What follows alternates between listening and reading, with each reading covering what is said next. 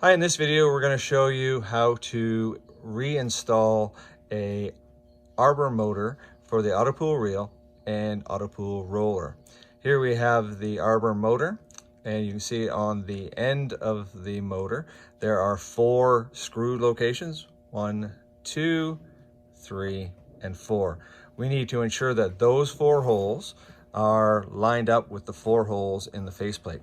We're going to take this motor, we're going to slide it in through the back, and once we've slid it in and the spindle has come through that hole, we're going to apply pressure from the back side, line up the 4 holes, and once those 4 holes are lined up, we're going to take our 2mm screws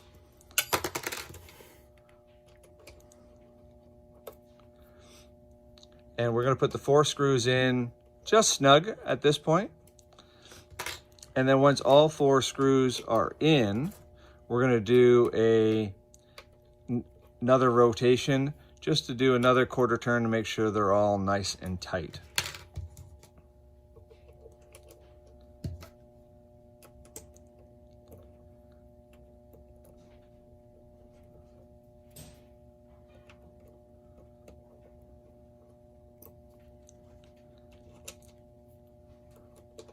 Here we have the last of the 4 screws going in. And once they're all in, now we're going to go back through and do all 4 again and just do another couple rotations to make sure they're good and tight. And once we've done that, we're now ready to reinstall our Arbour gear. The Arbour gears will be labeled. This one says right side out. We want to make sure that the writing on the gear is facing out, either on the right or the left side as indicated. We're going to align the gear meshing. Once we've done that, we can now reinstall our C-clip. There is a notch in the end of the motor spindle to receive that C-clip. Now that we've done that, we can take our wire bracket, slide it back up, reinstall that.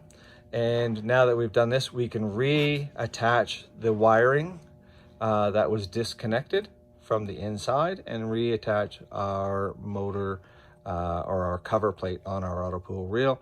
Now that we've done that, we can reinstall our gear cover.